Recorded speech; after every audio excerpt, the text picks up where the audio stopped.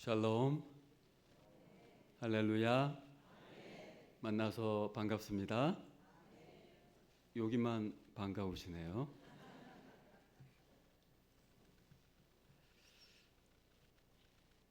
여러분들 만나서 반갑습니다.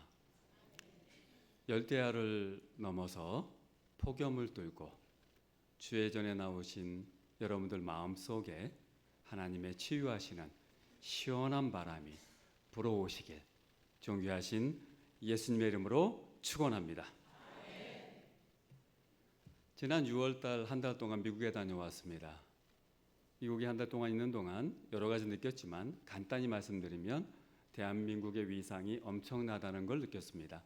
제가 간 곳은 대도시가 아니었고 중소도시였는데도 한국의 문화, 음식 이런 거가 제가 있던 때하고는 제가 30년 전, 40년 전에 있었는데 또는 2007년, 8년에도 있었습니다.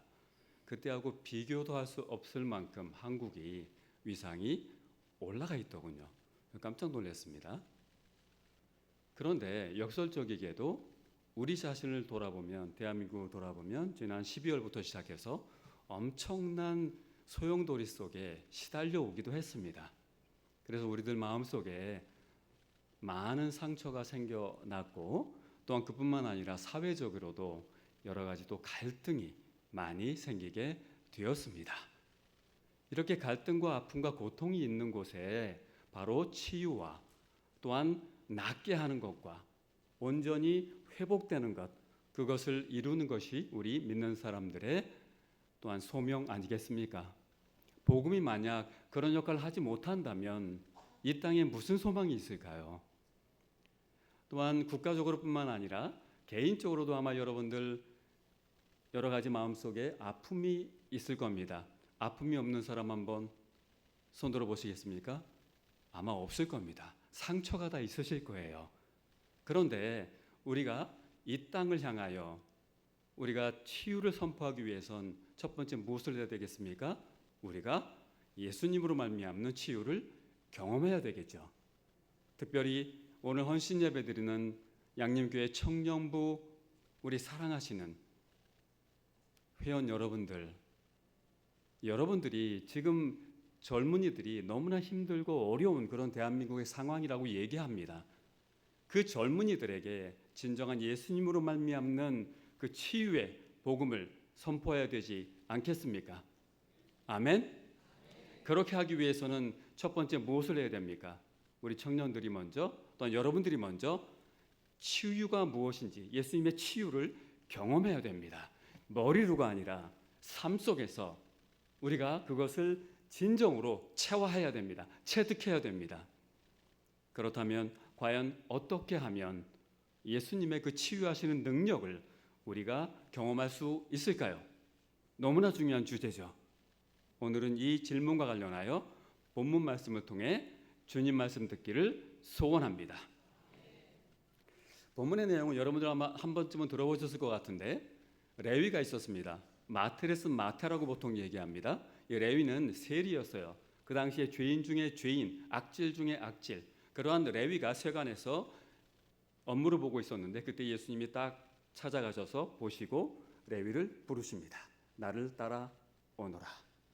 그때 레위가 망설이지 않고 모든 것을 버려두고 예수님을 따릅니다. 모든 것을 버리고 예수님을 따르게 되었는데 레위가 너무너무 기뻤어요. 예수님이 누군 줄 알았거든요. 들어서 자기 같은 죄인을 부르셨다는 것에 감격해서 큰 잔치를 베풉니다. 그리고 자기 친구들, 죄인 중에 죄인들이죠. 그 동료들을 불러 모아서 예수님을 초대해서 식사를 하게 되었습니다. 잔치를 하게 되었어요. 쉽게 말하면. 그런데 이 잔치를 베풀었다는 것의 의미를 잘 이해해야 됩니다.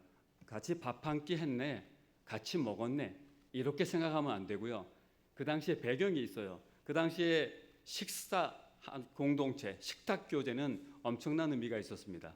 내가 만약에 누군가를 식탁 교제에 밥 먹으러 우리 집에 와 하면 그건 어떤 의미냐면 이런 행위 언어입니다. 바로 나는 네 친구야, 너는 내 친구야. 거꾸로 내가 만약에 누구를 식탁 교제에 밥 먹자고 초대하지 않아요. 그럼 뭐예요? 너는 내 친구가 아니야. 그런 의미였어요. 뒤집어 얘기하면 초대를 받았는데 내가 기쁘게 가요.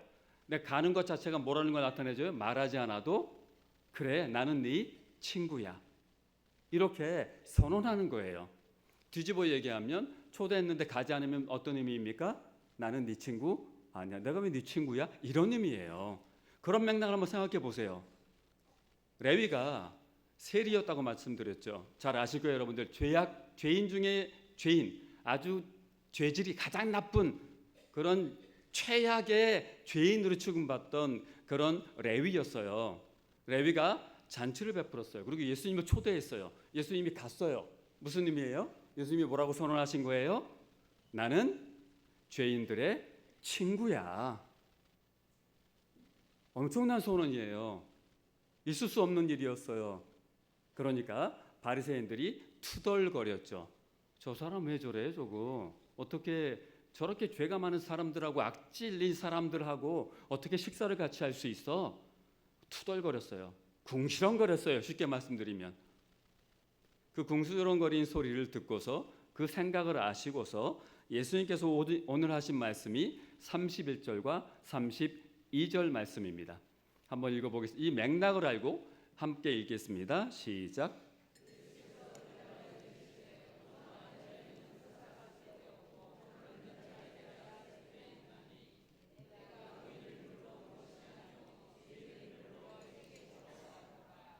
아멘. 예수님이 본인을 뭐라고 소개하세요? 나는 의사다, 치유자다, 치료자다라고 선언하셨어요. 이것은 구약적 배경이 있죠. 여러분들 다 아시는 얘기예요. 여호와와 관련해서 여호와 샬롬, 평화의 하나님이죠, 그죠? 그렇죠? 여러분들 굉장히 그 고수세요. 이렇게 표정을 봐서는 아신다는 건지 아닌지 우리 학생들도 잘 모르겠어요. 여호와 샬롬, 뭔 말인지 아시죠? 여호와 니시, 깃발 승리하신, 깃발 되시는 승리의 깃발 되시는 하나님 아시죠? 그와 동시에 뭐가 있습니까? 여호와 라파. 여러분들 역시 수준이 있으세요. 여호와 라파 무슨 뜻이에요? 치료자 예수님, 치료하시는 하나님을 얘기하죠, 그죠? 치료하시는 하나님. 근데 여기서 잘 들으세요, 여러분들. 혼동하시면 안 돼요. 단순히 이 말씀이 하나님은 치유하는 분이야라는 의미가 아니에요. 그걸 넘어서요. 무슨 의미인 줄 아세요? 하나님만이 참된 치료자다. 하나님만이 참된 의사다라고 선언한 거예요. 그런데 예수님이 오늘 뭐라고 말씀하신 거예요?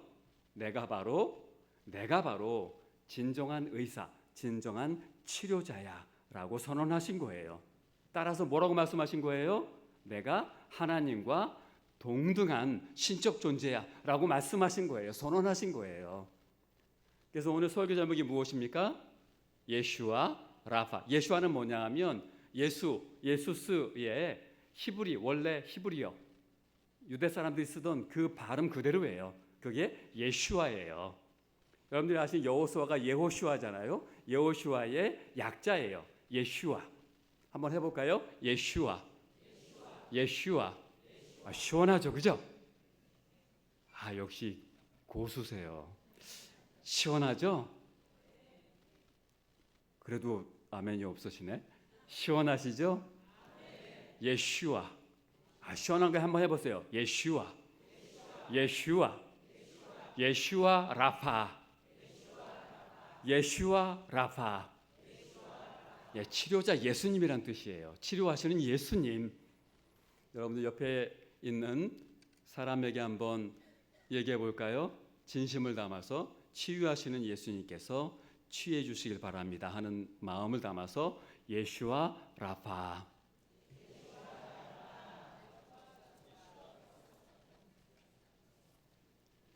이게 구약적 유대적 배경이에요. 그런데 이 의사와 관련해서 치료자와 관련해서는 또 그 당시에 로마적, 그리스 로마적 배경이 있어서요.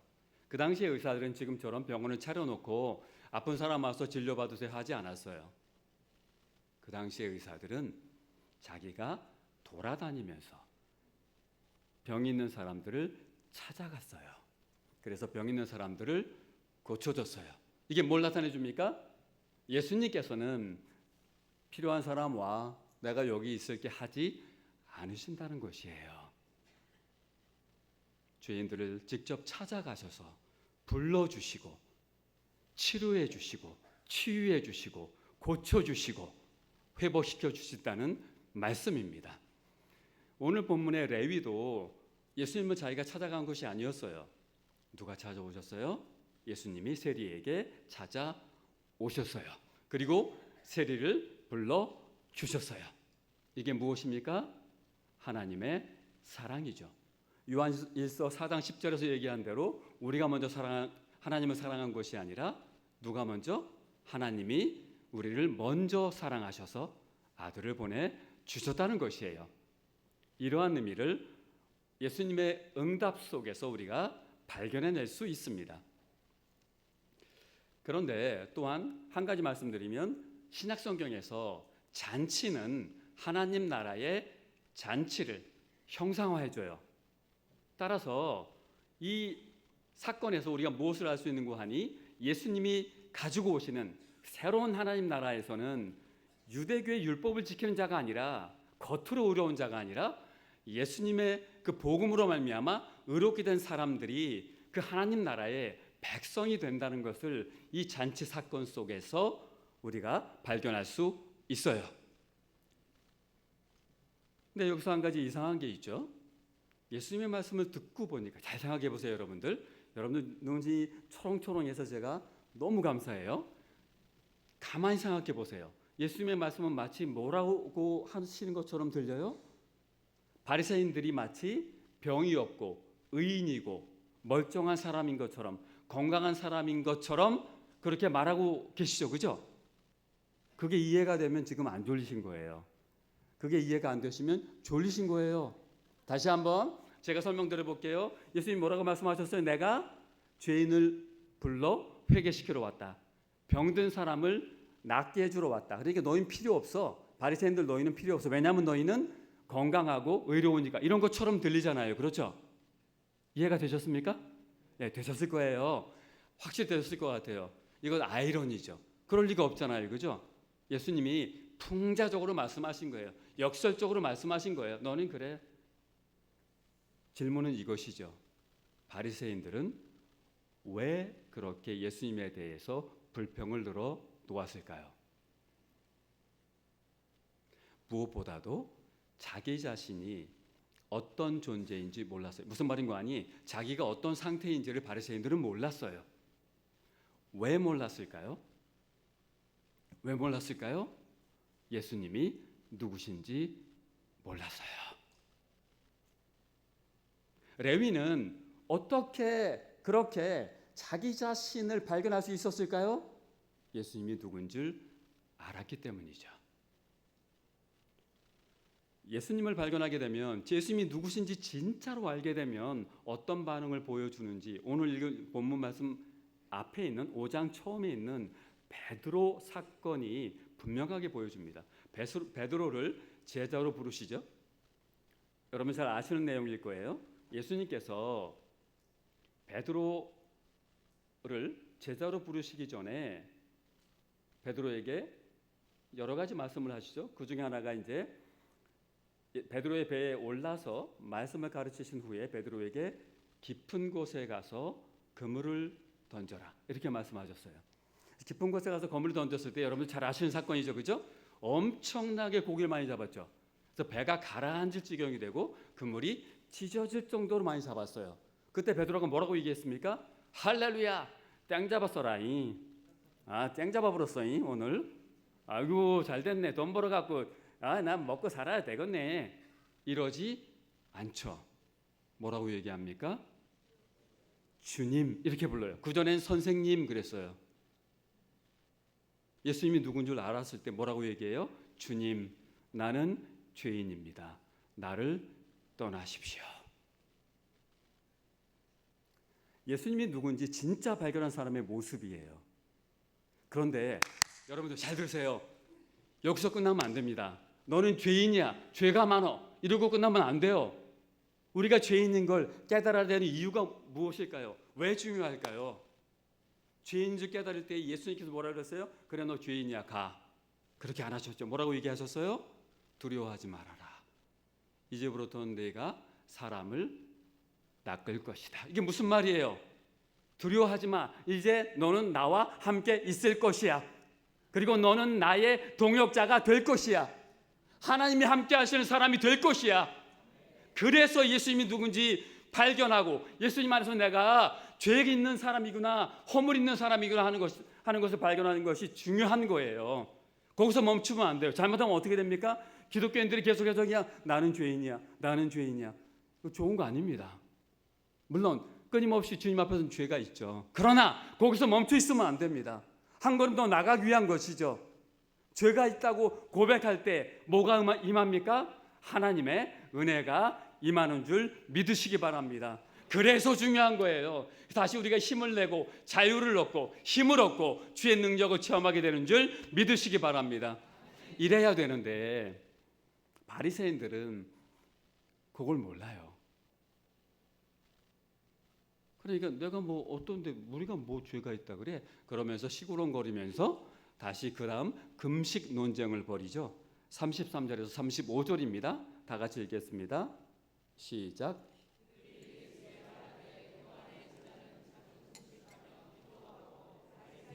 저희들도 또한 그리하되 당신의 제자들은 먹고 마시나이다.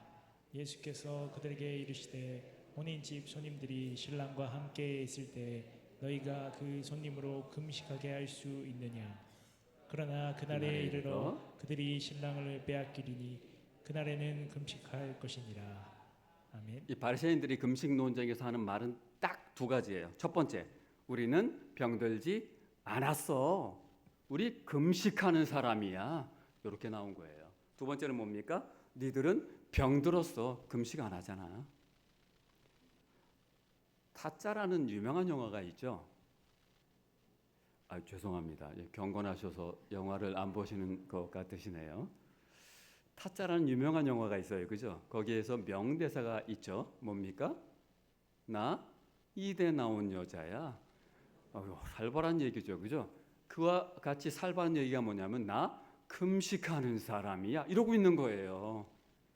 금식을 왜 합니까? 잘 들어보세요.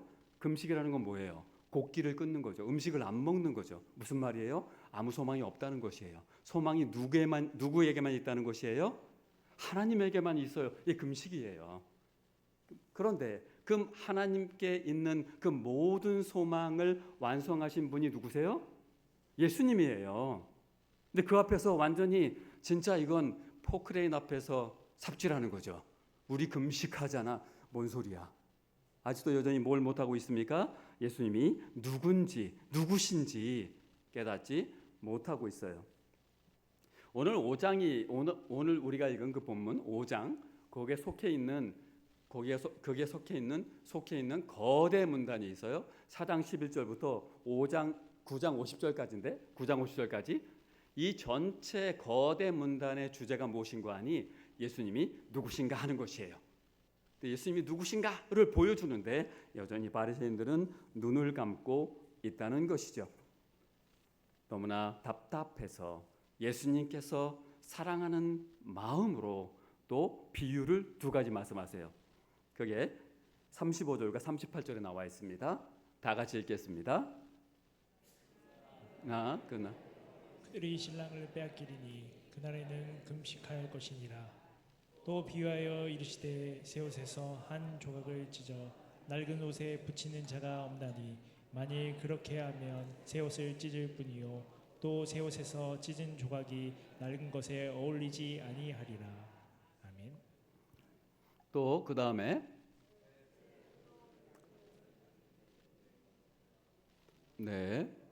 한번 할까요? 37절 시작.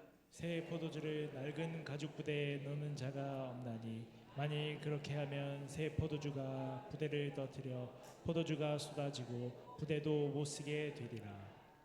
아멘. 여기 보면 첫 번째 새 옷과 헌 옷 비유는 이런 거예요. 잘 들어보세요. 복잡하게 얘기할 거 없이 여러분 생각해 보세요. 여러분 금방 이해하셨을 것 같아요. 새 옷은 복음을 얘기하고 헌옷은 무엇입니까? 헌옷은 유대교의 전통이겠죠.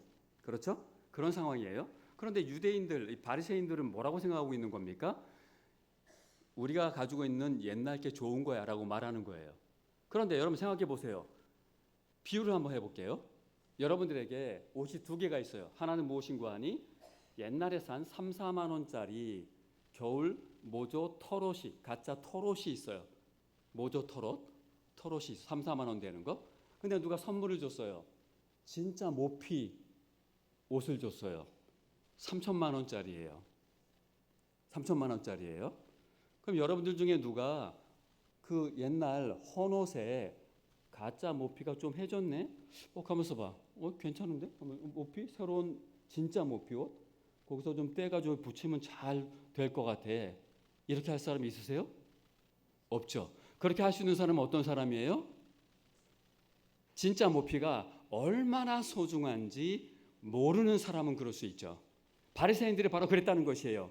예수님이 가져온 그 복음은 세상을 변화시키고 나를 또 변혁시키고 우리를 새롭게 살게 하고 우리의 마음을, 우리의 인생을 새롭게 해주시는 우리 학생들 또한 우리 청년들, 그 인생을 완전히 뒤바꿔 놓는 혁명적인 그러한 복음이에요.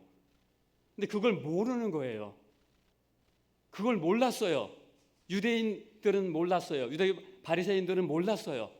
모르고 아주 허접한 것으로 생각했어요. 그러니까 어떻게 생각합니까?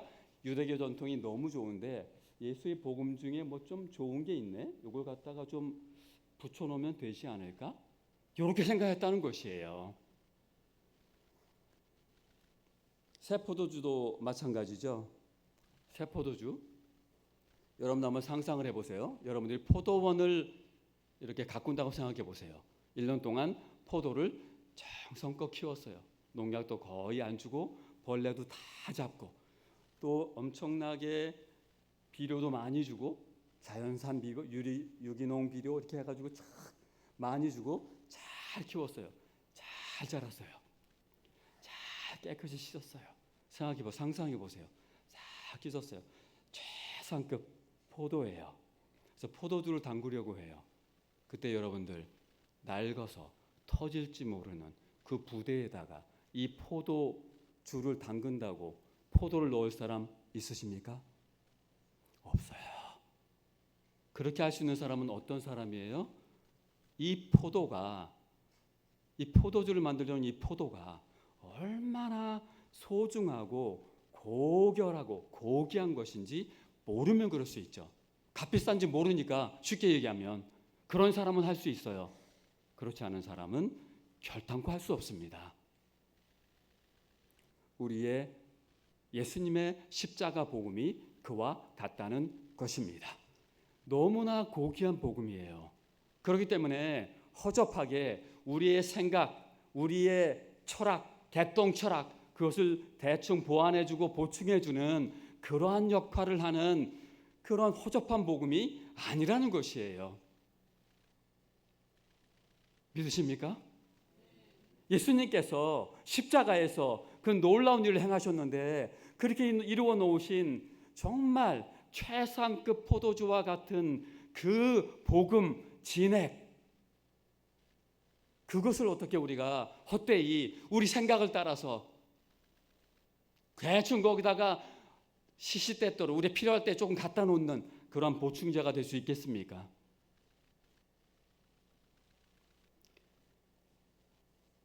자신의 기존의 생각이나 철학, 세상적인 방식으로 받아들이지 말고 새로운 세계관을 지녀야 돼요. 39절 결론적인 말씀입니다. 39절 오늘 본문 말씀의 결론입니다. 다 같이 읽겠습니다. 시작. 묵은 포도주를 마시고 새 것을 원하는 자가 없나니 이는 묵은 것이 좋다 함이니라. 아멘. 왜, 잘 들으세요 여러분들, 왜 진정한 하나님이 원하시는 강력한 복음임에도 불구하고 예수님이 직접 말씀하고 계신 이 놀라운 세상을 변화시키는 복음임에도 불구하고 왜 변화가 일어날 수 없는지, 왜 변화가 일어나기 어려운지 이 마지막 구절이 보여줍니다. 예수님의 말씀이 보여주고 있어요. 우리 모두의 얘기입니다. 저의 얘기이기도 합니다. 여러분들의 얘기이기도 합니다. 저도 모태신앙입니다. 신학자입니다. 박사입니다. 교수입니다. 그러나 저에게 동일한 문제입니다. 제 삶에서 왜 변화가 일어나기 어려운지, 복음이 잘못된 것입니까? 그렇다면 복음을 버려야죠. 그렇지 않습니까, 여러분들? 신앙생활 된 지 오래됐는데 변하지 않아. 그럼 뭐가 잘못된 거예요? 복음이 잘못됐든지 내가 잘못됐든지 둘 중에 하나죠. 뭐가 잘못됐습니까? 세상에서 변화가 일어나기 쉬운 그 이유 뭡니까? 바로 관성의 법칙이죠. 관성의 법칙. 해오던 대로 하는 게 좋아 하는 그런 거 말입니다. 우리 청년들이요, 해오던 대로 좋아 이런 거 보면 좋습니까? 안 좋죠. 그래서 난 젊은이들이 좋아요. 제가 대학에서 가르칩니다. 제 제자들이 다 20대 초반이에요. 거의 다. 그 눈빛이 너무 좋아요. 살아있는 눈빛. 뭔가 변화해 보겠다. 그래서 정말 복음을 통해서 뭔가 이루어내겠다 하는 것. 그런 것이 여러분 가운데 있을 줄 믿습니다. 그렇다면 저도 늙었어요. 저도 환갑 넘었어요. 나머지 사람들은 그대로 살면 되는 걸까요? 그럴 리가 없죠. 그죠? 그럴 리가 없습니다. 예수님이 이 말씀을 하셨는데 그 당시에 유대교 지도자들, 바리새인들은 유대교 전통이 좋다고 생각했어요. 해오던 대로 해야 편해요. 제가 그렇더라고요. 나이가 드니까 하던 대로 하는 게 편해요. 새로 하려면 힘들어. 노력해야 되고 애도 써야 되고 머리가 잘 안 돌아가요. 그냥 하던 대로 해. 그냥 해보려. 그냥 나눠보러 이런 말씀 있지 않습니까? 그죠? 그냥 해보라. 나도 보라. 이러고 싶어요. 그런 마음이 그 당시에 바리새인들에게 있었다는 것이에요. 그래서 자기들은 오랫동안 지켜온 하나님의 율법의 전통이 있다고 생각했어요. 하지만 이 사람들은 진정으로 율법의 전통을 이어온 것은 아니에요. 자기들의 전통이었어요. 그러다 보니까 예수님이라는 청년이 나타나서, 혁명가 같은 청년이 나타나서 아주 끝내주는, 봐도 괜찮은 말씀인 것 같아 생각했던 바리새인들도 있었어요, 사실. 근데 뭐라고 생각했어요? 자기들의 전통 위에다가 예수의 말씀을 갖다 붙이면 된다고 생각한 거예요. 이런 잘못을 우리도 범할 수 있다는 것이죠. 예수님의 말씀은 그렇게 허접한 말씀이 아니라는 거죠. 그리고 또한 잘 들어보세요, 여러분들. 이게 이제 묘인데 이중 아이러니예요. 아이러니인데 어떤 아이러니인고 하니? 그렇다면 과연 바리새인들이 추종하던 그 포도주는, 그 율법, 자기의 전통은 진정한 묵은 포도주일까요? 아니에요. 원래 하나님이 율법을 주신 목적이 있어요. 근데 거기다가 자기들이 원하는 것 막 갖다 붙였어요. 안식일에 뭘 안 하면 안 돼. 뭐 하지 마. 뭐 음식은 어떻게 씻어야 되라는 것을 갖다 붙여놨어요. 그러니까 이 포도주는 어떻게 됐을까요? 상해버렸죠. 상해버렸어요. 그 상한 걸 마시면서 옛날 것이 좋은 것이야 이렇게 말하고 있었어요. 근데 예수님은 잘 들어보세요. 예수님의 복음은 새 것 같지만, 새 포도주 같지만 아니에요. 잘 들어보세요, 여러분들. 예수님의 복음은 하나님께서 원래 율법을 주실 때 그 목적을 이루도록 하는, 완성하도록 하는 복음이에요.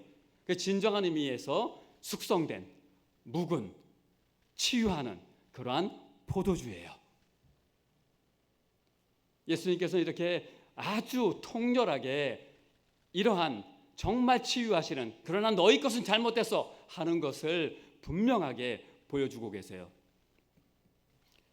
그 당시의 포도주는요, 잘 들어보세요, 여러분들. 지금의 포도주 생각하지 말고 그 당시, 그게 옳다 그르다를 떠나서 그 당시의 포도주는 첫 번째 기분 좋기 위해 마셨어요. 두 번째 거기 나가서 건강을 유지하기 위해서 그렇게 마셨어요. 아주 좋은 포도주를 마셨어요. 그런데 거기서 한 걸음 더 나가서 잘 들어보세요. 마지막으로 그때의 로마 시대에, 그리스 로마 시대 사람들은 숙성된 좋은 포도주는 병을 치유하는 능력이 있다고 생각했어요. 그러니까 예수님께서 이게 말씀하시는 것은 무엇입니까? 내가 가져온, 나로 말미암아 이루어 놓은 그 복음은 최상급 포도주와 같이 너희를 치유하는 그러한 복음이야 라고 선언하시는 거예요. 여러분들, 율법을 하나님께서 주신 목적이 무엇입니까? 내적인 거룩을 이루는 것이었어요. 그런데 유대인들은 그것을 어떻게 바꿔놨어요? 외적인 것만 하면 돼. 손 잘 씻으면 돼. 발 잘 씻으면 돼. 뭐 먹을 때, 음식할 때 잘 음식 씻어서 먹으면 돼. 이렇게 바꿔봐. 그거 지키면 돼요. 그러나 진짜 중요한 것은 무엇입니까? 마음속에 내적 거룩이죠. 내적 거룩이 왜 중요합니까? 내적 거룩이 이루어져야 하나님이 우리와 함께 거하실 수 있기 때문이죠. 아멘. 임마누엘의 축복이 언제 일어납니까? 우리 마음속에 거룩이 완성될 때에. 그런데 우리 마음속에 거룩이 어떻게 이루어집니까? 예수님의 복음으로 말미암아, 예수님의 믿음으로 말미암아, 예수님의 복음의 능력으로 말미암아 우리 가운데서 그렇게 거룩한 것이 생겨나고 그 거룩이 생겨나게 될 때에 우리 삶 속에서 능력이 일어나서 우리 마음속에 상처들이 치유되고 그 치유된 상처된 그 능력을 가지고 세상을 나가서 치유하는 그러한 역사를 이루게 되는 줄 믿으시기 바랍니다. 양림교회는 이 광주 지역에 어머니와 같은 교회입니다. 말씀 전하러 아침에 오면서 유진벨 선교사님의 그 당시 마음을 느껴보고자 굉장히 묵상을 많이 했습니다. 어떤 마음이셨을까요? 이영만리 타국에 와서 피부색도 다르고 말도 잘 안 통하고 너무나 풍습도 다른 이곳에 와서 그 선교사님은 어떤 마음으로 복음을 전하셨을까요? 고통받던 조선, 아픔이 너무나 처절하게 배어있는 이 조선에 숙성된 파이니스트 와인 같은 그런 예수님의 치유하시는 복음을 전해야 되겠다는 그 사랑으로 오지 않았겠습니까? 그 복음이 전파되어 양림교회가 되고 그 양림교회를 통하여 그 정말 치유하는 복음으로 말미암아 이 광주 지역에 하나님의 치유하는 손길이 여태까지 이어 내려온 줄 믿으시기 바랍니다. 더욱더 중요한 것은 하나님은 거기서 멈추기를 원하지 않으십니다. 이 치유의 복음이 다시 한번 발흥하여 이 광주 지역을 다시 한번 치유하기를 하나님께서 간절히 원하고 계신 줄 믿으시기 바랍니다. 그것을 감당해야 될 양림교회, 특별히 중요한 역할을 누가 하겠습니까? 바로 청년들 아니겠습니까? 청년들 아니겠습니까? 청년들 아니겠습니까? 여러분들 마음속에 이 광주를 향한 이 아픔이 가득한 너무나 고통스러워하는 이 젊은이들, 광주의 젊은이들을 향한 하나님의 그 놀라운 연민한 마음이 여러분들 가운데 계십니까? 청년들이여, 여러분들이 가질 수 없을지는 모릅니다. 그러나 하나님께서 주시는 그 연민의 마음, 복음으로 말미암는 그 측은한 마음, 불쌍히 여기는 마음, 그들을 향한 열정, 그것이 청년 여러분들 마음속에 넘쳐나고 있습니까? 없다면 없어도 좋습니다. 이제부터 하나님의 은혜로 그 소망을 품으시길 주의 이름으로 축원합니다. 여러분들이 그래서 복음으로 말미암아 그 파이니스트 와인과 같은 최상급의 숙성된 그 발효액 같은 그 복음을 통하여 치유되고 그 치유의 복음을 전함으로 말미암아 이 광주 지역에 하나님의 놀라운 치유의 역사가 일어나는 것을 바라보시길, 믿음의 눈으로 바라보시길 주님의 이름으로 축원합니다. 우리 사랑하는 또한 양림교회 성도님들, 저도 좀 오래됐습니다. 믿은 지. 늘 주님 앞에 기도합니다. 뭘 기도할까요? 내 개똥 철학, 내 개똥 신학 따라 살지 않고 다시 십자가의 원 복음으로 돌아가게 하옵소서. 여러분들 요즘 수명도 길어서요. 여러분들 60대 되시면 70대 되시는 분도 마찬가지예요. 잘못하면 120까지 사세요. 동의하시죠?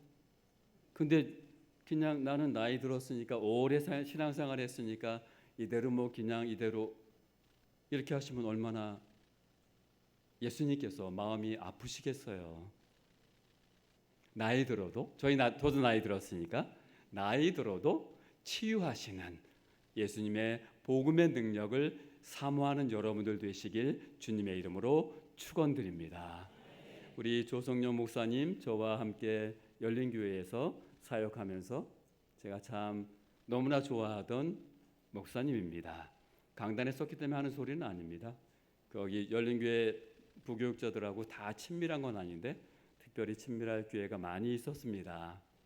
우리 목사님 너무 주님을 사랑하시고 주의 말씀을 사랑하는, 그래서 여러분들에게 그 최상급의 발효액, 파이니스트 와인 같은 치유하는 그 복음을 여러분들에게 전하기 위해서 기도하시고 애쓰시는 분인 줄 믿습니다. 그렇게 이 강단을 통해서 우리 조 목사님 통하여 들려주시는 그 정말 여러분들을 살리는 치유하는 그 복음을 날마다 사모하시면서 이 자리에 오시기를 바랍니다. 그러기 위해서 여러분들 단순히 기대하고 온다는 것 떠나서 목사님을 위해서 정말 강단을 통하여 생명의 말씀을 살리는 말씀을 최상의 치유하는 복음을 선포하도록 주님 우리 목사님을 복주시고 하나님의 은혜 가운데 이끌어 주시옵소서. 이렇게 일주일 내내 기도하는 여러분들 되시기 바랍니다. 우리 청년부 또한 우리 학생들 마찬가지입니다.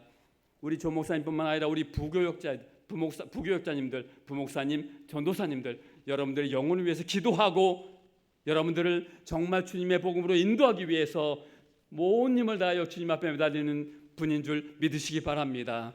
그 전도사님들 위해서 또 부목사님들 위해서 기도하면서 하나님의 은혜를 사모함으로 말미암아 이 교회가 진정으로 치유하는 예슈아 라파, 하나님의 치유하는 은혜가 넘쳐나는, 그래야 하나님이 기뻐하시고 진정한 의미에서 광주의 어머니와 같은 그런 교회로서 더욱더 역동적으로 그렇게 지속되어 가시기를 존귀하신 예수님의 이름으로 축원합니다. 마지막으로 옆 사람하고 인사하시겠습니다. 예슈아 라파.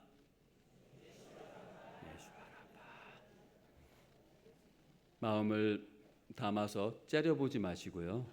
마음을 담아서 정말 그 옆에 분의 마음에 상처 없는 사람 없습니다, 여러분.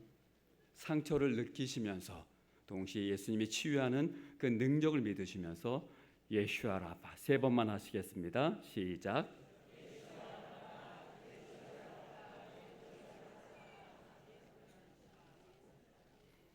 기도하겠습니다.